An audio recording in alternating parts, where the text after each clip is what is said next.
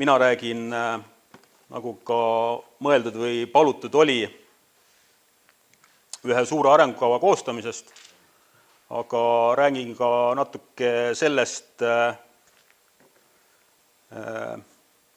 Soome näitel, et kuidas vaadatakse pikema ajavahemiku taha teistes riikides ja vaatame natuke otsa ka sellele, et millised suured unistused Eestis põllumajandussektoris meil praegu ja varasematel aegadel olnud on. Selles ei kahtle keegi, et ilu päästab maailma, aga küllap põllumajandussektoris need unistused, olgu väiksemad või suured, peavad otsapidi ka ikka materiaalsed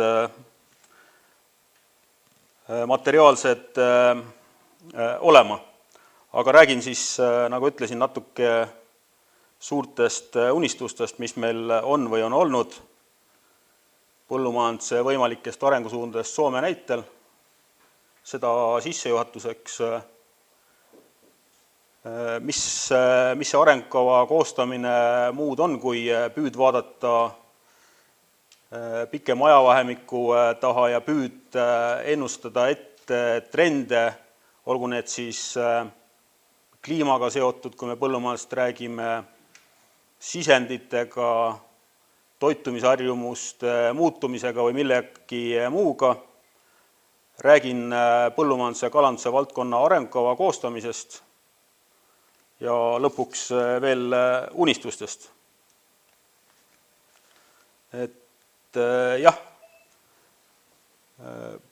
kui me tulevikku vaatame, siis hea oleks selgeks mõelda, kui me seda suudame, et mida tulevik toob, millised muutused meid ees ootavad. Me teame, ja kes põllumajandust on õppinud, eriti, et mis on põllumajanduses ühel või teisel ajaperioodil arenguhüppeid mõjutanud.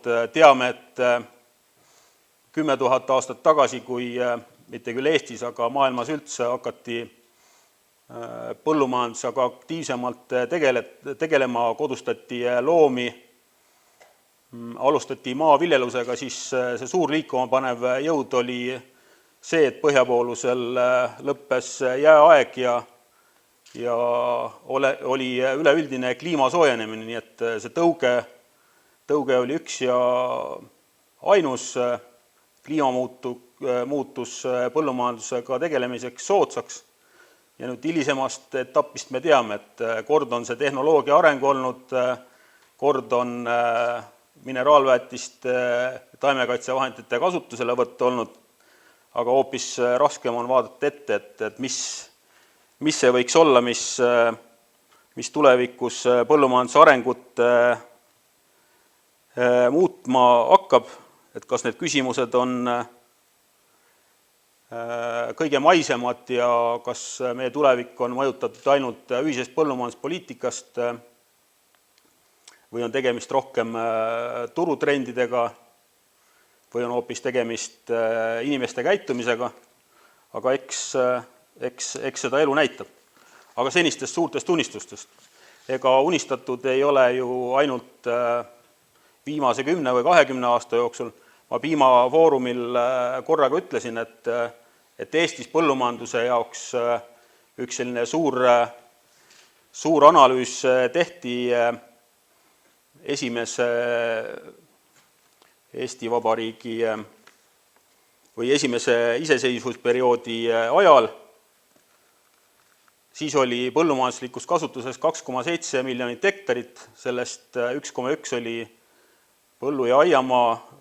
Nähti ette, et looduslikest aladest 1,3 miljonit haritakse veel üles, enamus siis kultuurrohumaaks, aga me teame, kuhu need unistused jõudsid, suur osa põllumaad varsti pärast seda metsastus. Tol perioodil, mis ongi arengukavade puhul õige, räägiti tolle aja keeles tootmisreservidest või siis tootmispotentsiaalist, et mida oleks võimalik Eestis toota. Arvati, et lüpsilehmi saab Eestis olema 1975. aastaks hiljemalt kuskil 700 000. Praegu me teatavasti oleme alla 100 000. Aga mis meil on praegu need suured unistused olnud, osad täitunud, osad täitumata? Me oleme rääkinud miljonist hektarist põllumajandusmaast. Tänasel päeval praktiliselt me olemegi sinnani jõudnud ja on küsimus, kas meil peaks olema ambitsiooni sealt piirist veel edasi minna. 1 miljon tonni piima, mis 2012. aastal eesmärgiks seati, selle märgi saavutamine on meil nihkunud kuhugi tulevikku. 1 miljon tonni teravilja, mis mõni aasta tagasi oli ka veel selline mitte nüüd unelm, aga mitte saavutatud piir, on tänaseks päevaks praktiliselt nagu igapäevane, mitte igapäevane, vaid igal aastal oodatav tulemus. Uus ühistuline piimatööstus, kindlasti meie suur unistus. Ja kui arengukavadest rääkida, siis biomajanduse arengukava, mis käsitleks metsa, põldu, merd, oli ka meie suur unistus, aga pole me veel sinnani jõudnud, et kõiki neid suuri valdkondi käes või koos käsitleda. Nüüd hästi lühidalt siis Soomest. Soome on oma põllumajanduse ja metsanduse või üldse biomajanduse valdkonnas proovinud vaadata aastani 2050. Et see on kindlasti üks väga raske eesmärk ja nagu nad ise on öelnud, et see ei olegi selline nagu konkreetne kava, et need ongi võimalikud arengustsenaariumid, mis võivad teostuda, aga mitte. Ja põllumajanduse jaoks on samuti siis 2 arengustsenaariumid välja pakutud ja üks nendest erineb oluliselt sellest, kuidas meie oma põllumajanduse tulevikku ette kujutame. Et mõlemad stsenaariumid on seotud süsiniku jalajäljega, et milline see põllumajandussektoril on ja selle esimese nõndanimetatud süsinikuneutraalse stsenaariumi puhul nähakse ette, et piima- ja lihatoodete tootmine ning eksport jäävad enam-vähem samale tasemele. Siin nähakse ette küll mitmeid muudatusi. Tarbimistrendid viivad vähemalt osaliselt ja vähemalt nõndanimetatud lääneriikides selleni, et punast liha tarbitakse vähem, kala ja kanaliha rohkem ja see toob muudatused kaasa ka muudes põllumajanduse valdkondades. Aga ma sellel stsenaariumil pikemalt ei peatukski, kes tahab, saab lugeda, aga huvitavam on see teine stsenaarium, nõndanimetatud bioeko, millest ma hästi lühidalt räägiksin, et anda aimu ühest võimalikust tulevikustsenaariumist, mis põllumajanduses võib, aga loomulikult ei pruugi teostuda. Et siin on 2 slaidil on mõned sellised kõige olulisemad postulaadid, aga ma kirjeldan seda võimalikku Soome põllumajanduse tulevikustsenaariumit aastat 2050 õige natuke põhjalikumalt. Selle põhjal siis leitakse, et sea- ja loomaliha tarbimine väheneb oluliselt nii lääneriikides kui ka Aasias, et mitte ainult lääneriikides. et toitumise harjumused muutuvad ja üheks kõige olulisemaks küsimuseks maailmas üldse saab toidutootmise keskkonnamõju vähendamine. Ja et selle tagajärjel ka Soomes siis lihatootmine drastiliselt väheneb, aga mitte nii palju piimatootmine. Ja siin tulevadki siis erinevate riikide erinevad olukorrad mängu. Piimatootmise puhul nähakse, et Soome toodab maailmatasemel piimatooteid ja kuigi maailmas üleildiselt ka piimatootmine selle stsenaariumi korral justkui väheneks, siis Soome oma väga kvaliteetse toodanguga suudab kodumaise tootmise säilitada. Linnuliha tootmisele nähakse ette edasist kasvu ja nähakse siis ette, et mõne lähema aastakümne jooksul jõutakse selleni, et taimsest toorainest hakatakse tootma siis, ei oskagi öelda, kuidas täpselt nimetada, aga produkte, mis peaksid olema siis aseaineks lihale ja piimale. Ja kui ma alguses küsisin, et mis see selline suur mõjutaja võiks olla põllumajanduse arengul, siis antud juhul nähakse, et inimeste teadlikkus lihatootmise keskkonnamõjudest hakkab väga oluliselt muutma tarbimisharjumusi. Nii et ühel hetkel võime jõuda selleni, et põllumajandust kõige olulisemalt mõjutavaks teguriks on tarbimisharjumuste muutmine. Aga samas kalakasvatus, mitte siis kalapüük, kalakasvatus nähakse, et tulevikus kindlasti kasvab. Soome puhul võiks see kahekordistada. Kindlasti nähakse, ja ma arvan, et see on tulevikutrend ühel või teisel viisil nii või teisiti, et suureneb õlikultuuride ja liblikõeliste kasvatamine, nii et vaatamata eelmisele kehvale aastale ja kogemusele oa ja hernega proteiini tootmine taimsest materjalist maailmast kuhugi ei kao ja seda nähakse kasvava trendina nii või teisiti.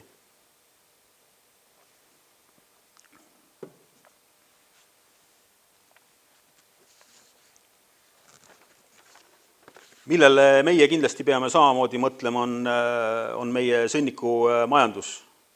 Soomes nähakse, et ühel hetkel, kui tehnoloogiad selleni jõuavad, peaks sõnnik põllule jõudma väetisena tagasi ainult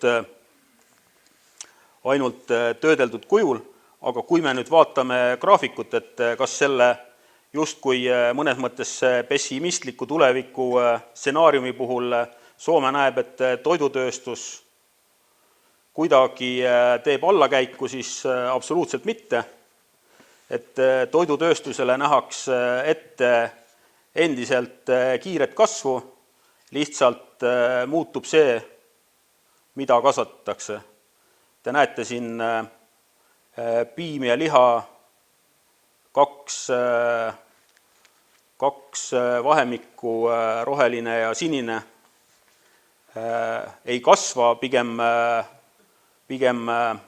see rahaline väärtus võrreldes praeguse momendiga väheneb, aga üldiselt põllumajandus- ja toidusektori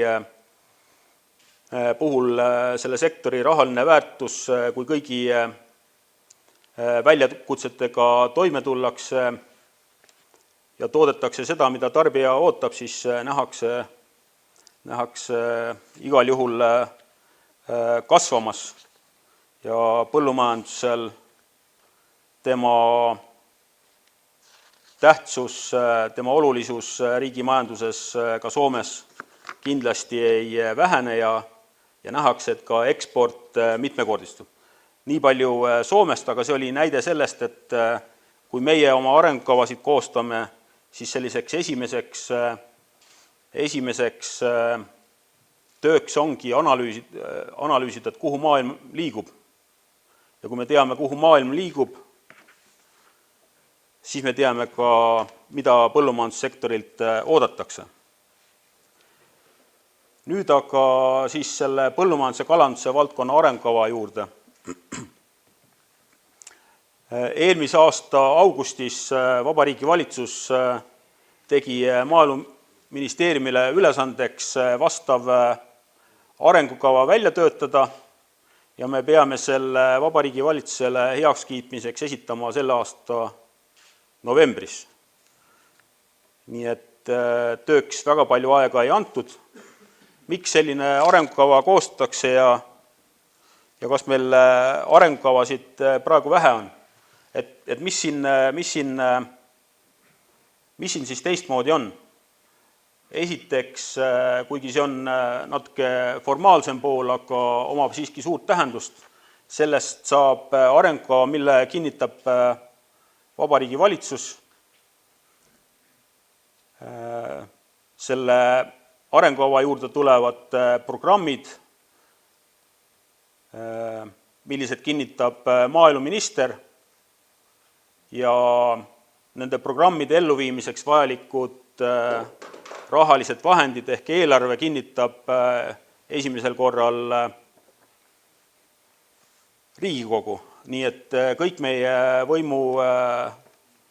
võimutasandid on selle arengukavaga seotud.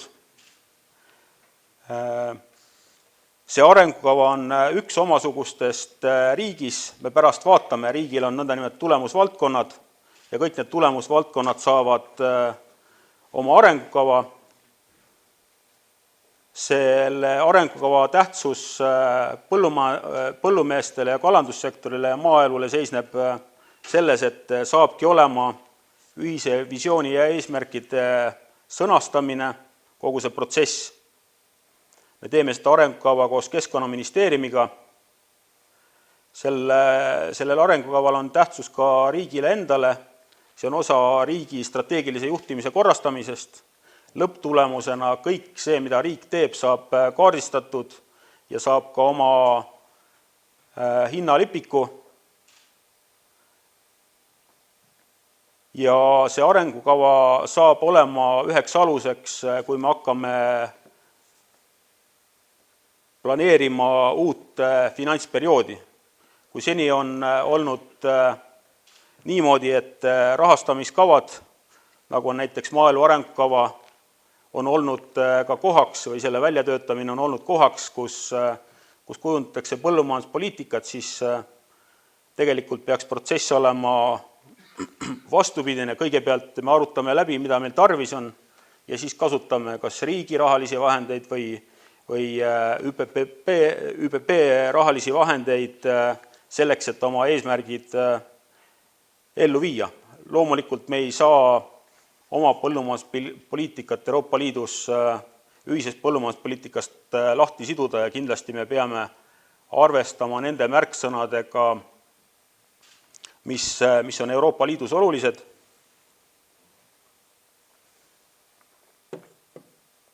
Eks me kõik teame neid juba eelmistest ja praegusest finantsperioodist, teame rõhuasetusi, mis on seotud keskkonnaga, struktuurimuudatustega või struktuursete muudatustega põllumajandussektoris ja nii edasi. Et praeguseks on juba komisjoni poolt ilmunud ka mitmed materjalid, sealhulgas esialgne tulemusindikaatorite nimekiri sellest, et mida siis liikmesriikidelt põllumajanduspoliitika elluviimisel oodatakse ja jah, sealt tulevad vastu paljud juba tuntud märksõnad, aga paljud rõhuasetused on veelgi tugevamalt esile toodud, puudutagu see siis põllumajandussektoris järelkasvu või keskkonnaküsimusi, muldade hoidmist, väetamist, taimekaitsevahendite kasutamist, aga seal on ka sellised indikaatorid, mis puudutavad täppisviljelust, ja muude kaasaegsete tehnoloogiate kasutamist. Nii et need on, mille eest tulevikus nähakse ette põllumeeste toetamine. Aga arengukava juurde tagasi tulles, siis jah, riigil on, see on lihtsalt infoks nõndanimetatud riigieelarve strateegia tulemusvaldkonnad ja kui me räägime maaelust laiemalt, siis mitte ainult põllumajandus ja kalandus, aga ka regionaalareng ja maaelu, keskkond, tervis, majandus, haridus, teadus, need on kõik valdkonnad, mis saavad sarnase arengukava ja kus kindlasti meil on ka väga palju kaasa rääkida. Selle arengukava koostamine on alanud. Me oleme selle kaasamisprotsessi ka teinud väga põhjaliku.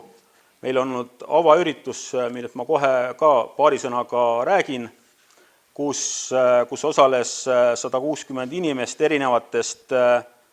erinevatest organisatsioonidest ja kõige laiemalt öeldes siis, kellel on huvi selles protsessis kaasa lüüa, see töö jaguneb 3 töörühma vahel, kus ühes on siis põhiküsimuseks taime- ja loomatervis, loomade heaolu ja keskkond, teises põllumajandus ja maaelu ja toiduainete sektor ja kolmandas siis kõik, mis puudutab kalandust ja mida siis veavad eest 2 ministeeriumit.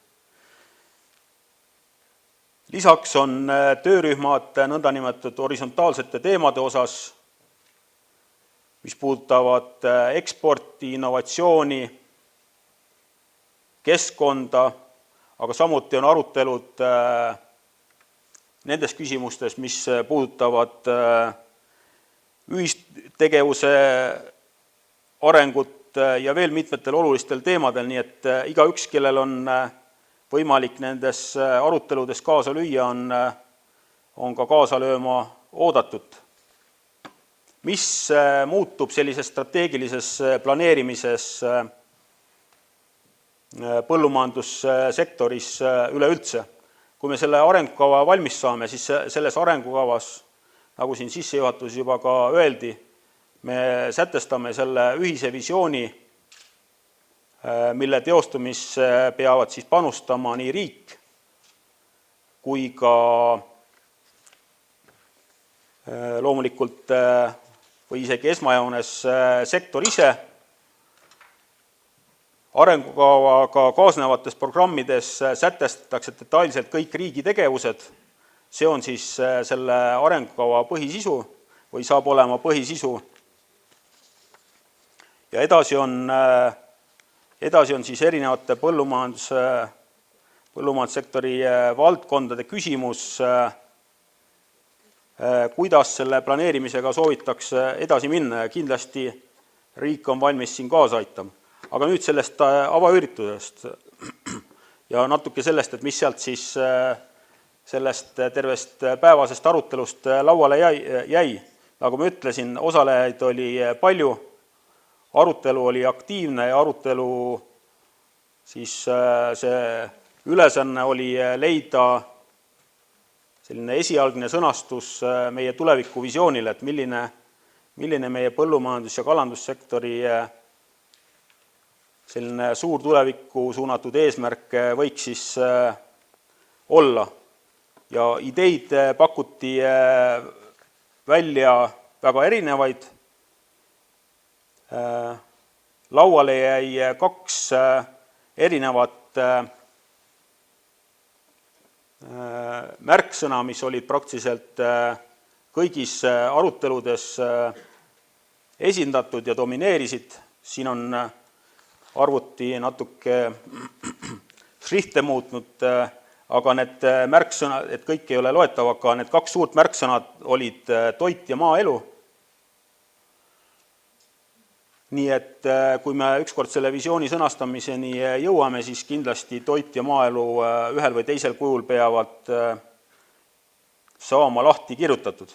Siin on toodud siis näiteid selle kohta, et mida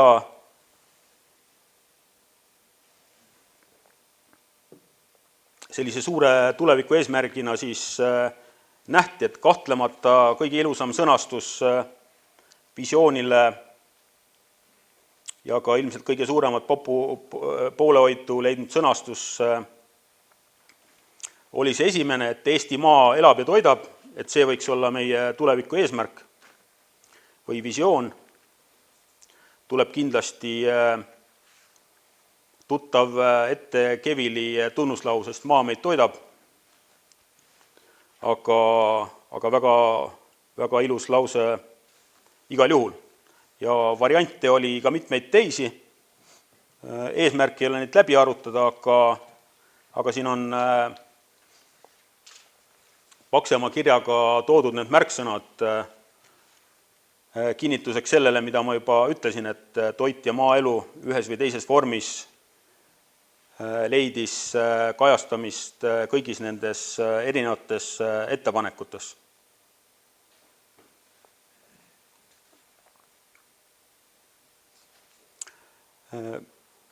Nüüd järgnevalt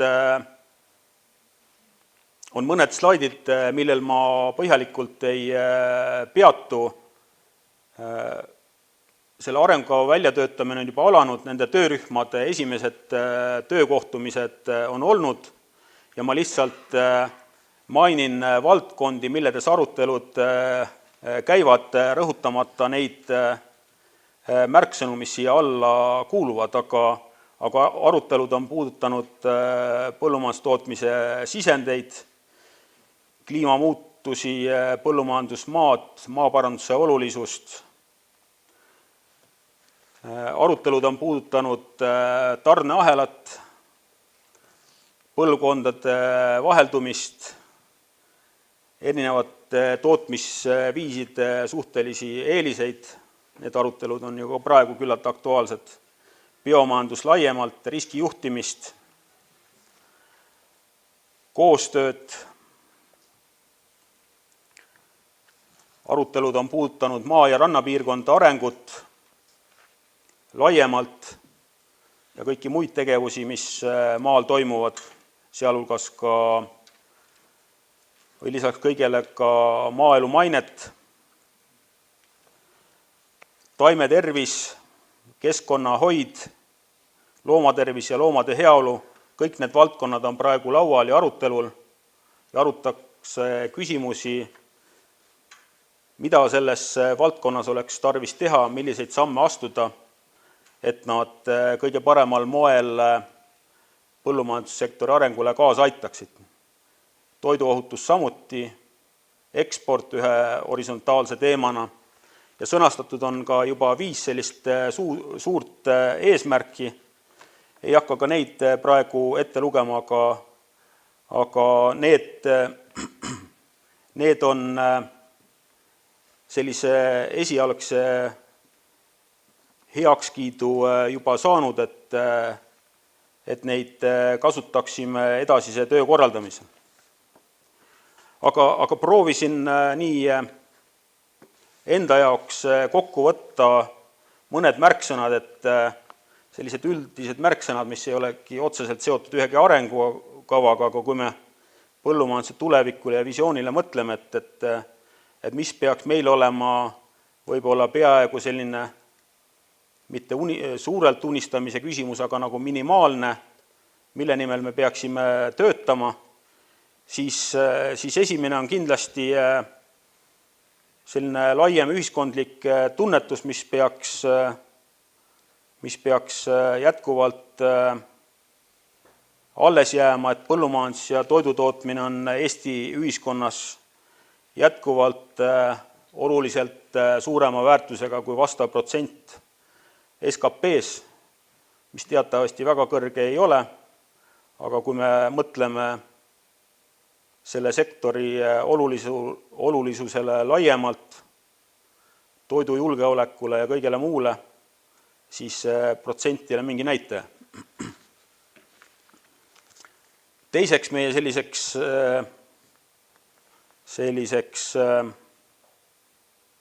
suureks eesmärgiks võiks olla see, et Eesti põllumajandus on saanud suureks läbi koostöö edenemise, et loomulikult nii nagu igas majandussektoris, ka põllumajandussektoris ettevõtted kasvavad, aga see arengu ainuke eesmärk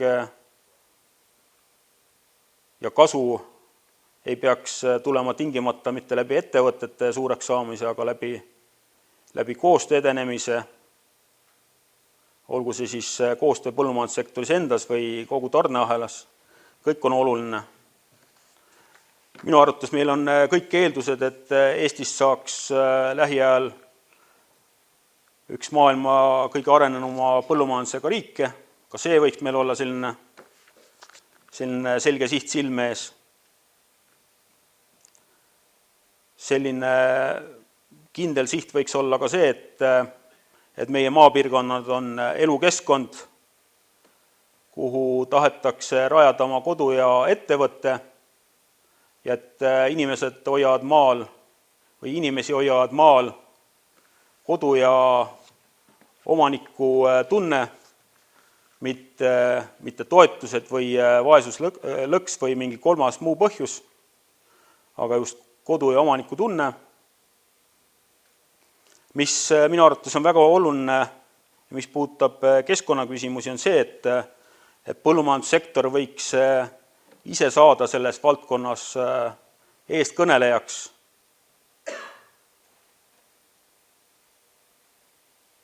Ja loomulikult võiks sektori enda eesmärk olla saavutada see, et keskkonnakoormus meil väheneb ja elurikkus maapiirkondades suureneb.